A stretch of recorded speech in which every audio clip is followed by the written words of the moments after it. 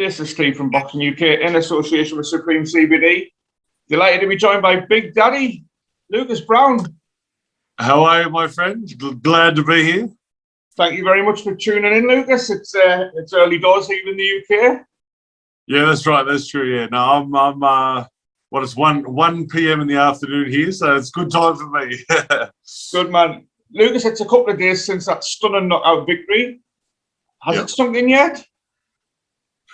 It has, in regards to all the social media and like all the interviews and press and media and stuff. So it really is starting to sink in, which is great.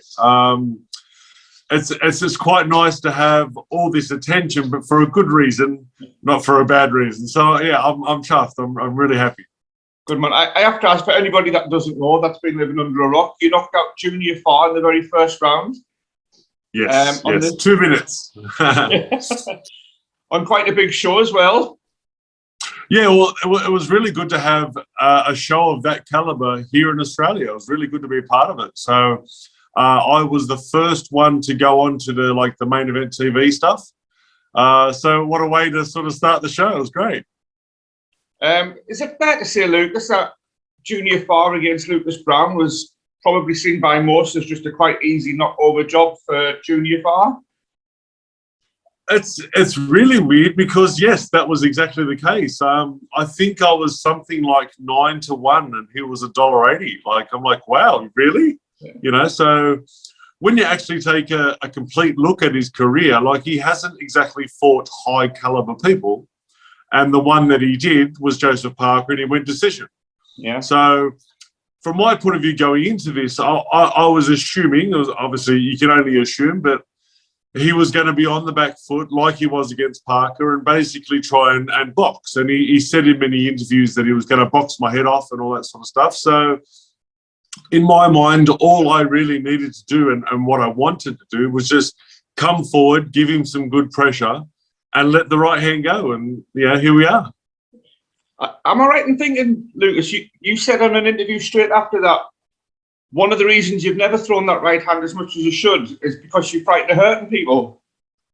I'm frightened to hurt people in sparring. So I'm not the fight, as you can imagine, but in sparring, yes. So if I threw it the way I threw it in that fight in sparring, I'd have no sparring partners at all. So very often I'll sort of slap a right hand in, but it won't be any power, and a lot of it is jab and hook and like left hand. So yeah, I finally got to the point where I'm like, listen, I don't want to try and impress people about how I can box or how I can move or how I can do this or that and the other. I'm like, I'm just going to go in there and bash. And yeah, it's worked so well for me in the past. Why shouldn't it work for me now? So I went in with a very different mindset, and I needed to, and yeah, it came out very well. I have to ask, as soon as that landed, did you know it was game over? Yeah. Yeah, to be honest, I'm quite surprised the ref let it go on. I'm assuming because it was for 2 titles, but it was also he's the promoter's boy. He's Lou DiBella's boy. So I'm assuming that was the case. I'm like, all right, you're going to get another one. You know, so in my head, it was over anyway. But yeah, it was a matter of time. Yeah, for those anyone that hadn't seen it, Lucas, you proper scrambled his brains, didn't you? It was a shot on the back of the head. He struggled to get up. He was twitching. It was never in doubt that you were going to finish that one. One thing that I've made, very, very much part of my training and everything else is my box master. I'm assuming a lot of people in UK are familiar with the box master. So you've got your 1, your 2, your 3, and then the right hand for the 4. I've been practicing that over and over, and I actually broke the number 4 arm off. So that's how hard I'm hitting it. Right. Obviously, it took 3 years to do so, but yeah. So in my mind, all I really needed to do was slip that jab and come through with that, and it hit him perfectly in the ear, and yeah, just rattled him. So he was on the ground making some weird movements for quite a while, and I thought, okay, we're over. Then he stood up and stumbled. I said, okay, we're over. And the rest said, keep going. I went, okay. On a personal level, Lucas, because a lot of UK fans will remember Lucas Browne as the guy that fought Dillian Whyte, the guy that was in against David Allen. Surprisingly, when we looked, that's only your 4th fight since Dave Allen, isn't it? Yeah, Yeah, unfortunately, yeah. Like, I was winning that fight too, but I got caught with a shot. It was a great shot. It was an absolute peach. But, yeah, I'm upset about that fight because I was winning. I might as well chuck the question in there now, Lucas. Obviously, this win's raised your profile massively. Yeah. I'm assuming that your phone will be red hot with people wanting you to jump in with their guys. Yeah. It really does show you the difference between a win and a loss, and obviously a win like that as well. For me now, like I'm 43 years old, so there's no bullshitting around. It's straight out. I want money. Like I want to retire happy. Yeah. So I've got 3, 4, maybe fights left, and I want to make some money. Make some big make a big bang while making bucks, and then retire happy. So it's pretty simple. So whoever that is, I don't care. As long as there's big bucks, I'm ready to go. Have you had any phone calls yet, Lucas? I've had a little bit. I've had a message off Eddie Hearn, like social media, Instagram. Yeah. He's having a show in September here in Australia, so fighting an Aussie on his card there, and then possibly someone else, obviously, if there's a win. Yeah. So that was a big one. But a lot of people have sort of started to put their hand up, which is really good. Yeah, but I bet there's a lot of people putting their hand up that previously thought that you were yesterday's guy. So you're in control now, Lucas, after that one. Mate, I think everyone does. A lot of the media stuff I've seen as well, they're saying, "Oh, he's coming off back-to-back losses." I'm like, "Well, no, I'm not. You know, I've in no way whatsoever I'm coming off back-to-back losses." So, yeah, my last fight before this was against the guy by the name of Django. And I went into that fight thinking, okay, I want rounds. I came off the Gallon loss with the popped eardrum and only went 1 round. So I wanted to get rounds in. I wanted to feel what it was like again and go through the process in my mind as well as body. And I played around. It was like a sparring session for me. So I waited till he got tired, which is always the case with the Big Islander boys.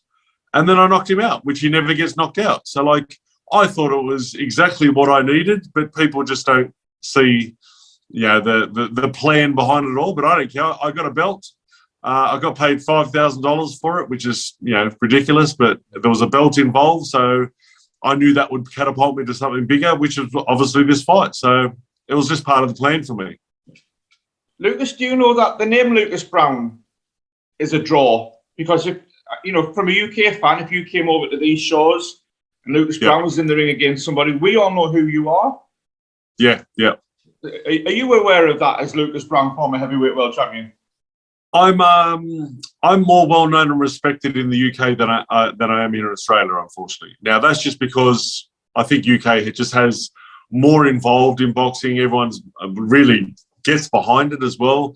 Where I don't know, in Australia, the people are very quick to write you off rather than support you. So as I said, it's very good to see all the media and all the positive spin on something I've done. And it just goes to show you knock someone out, people like it. So, yeah, there's going to be no playing around from now on. I'm not going to try and box or impress anyone. I'm just going to bash people and people are going to love that, obviously. Can I ask what your ambitions are, Lucas? Because the danger might be that some promoters might think, right, Lucas Browne, there's a name, we'll chuck our young up-and-coming heavyweight in with him.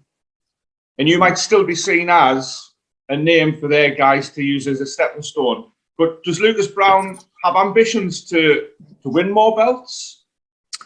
I like belts, 100%. Regionals and all that sort of stuff, no problems. I don't want to worry about an Australian title. I don't think Commonwealth titles in the cards either, but definitely regional belts because it gives you the rankings. It gives you some more credibility, stuff like that. But a world title I don't think is in my cards. I think you need the money backing and you need the politics to go with it, and I don't have that. So I personally don't think there will be a world title in the cards. That's why I say money. It's all about money for me. So belts creates bigger fights, which creates more money. So 100% belts. But I just want a good competitive fight where I can solidify who I am and retire happy. So yeah.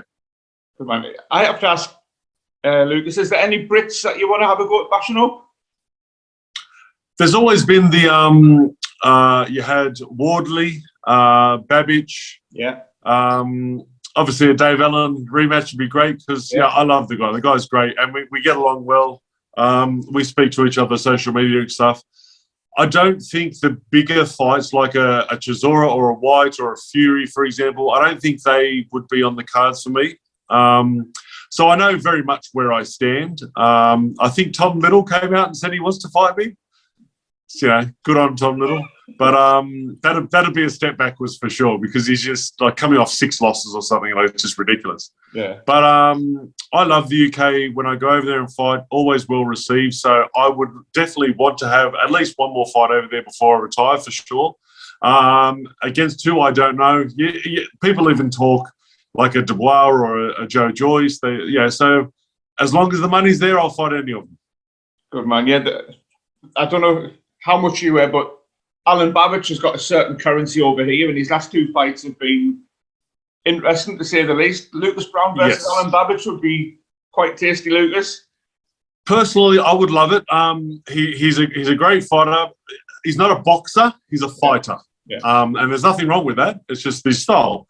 But he does leave himself open to get hit. So that's still the test. Whether he comes up against someone like myself who can punch, can he sort of stand there with it?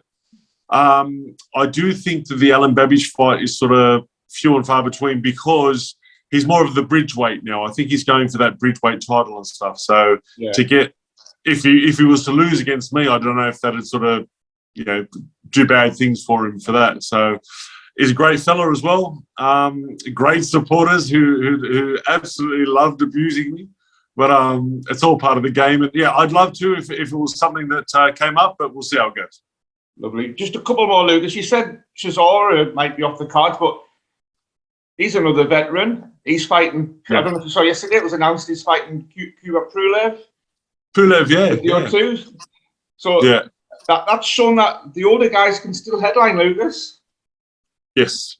I think Chisora has gone through a real sort of revamp in his career, especially against was it Spilka? I don't know how to say it. Spilka. When he come back with that knockout, that was like, oh, he's back, and he's been riding that, which is great as well. So you never know. And I said, UK are very different with the way they do things.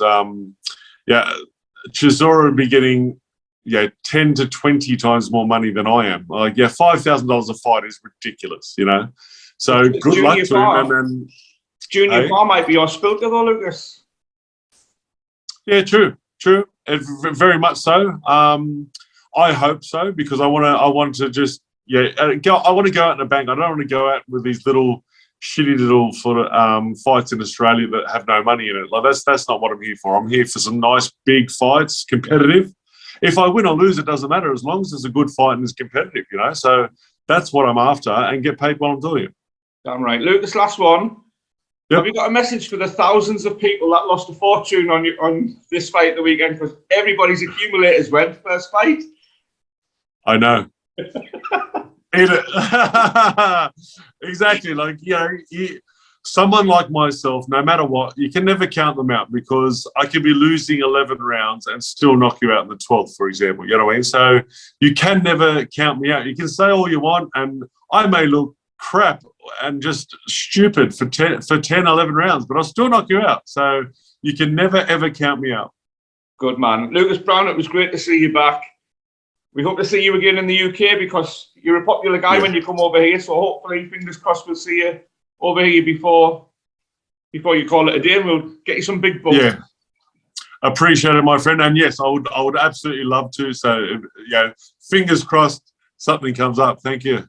Lucas Browne, you're a star. Appreciate your time. Good man. Thank you. Take care.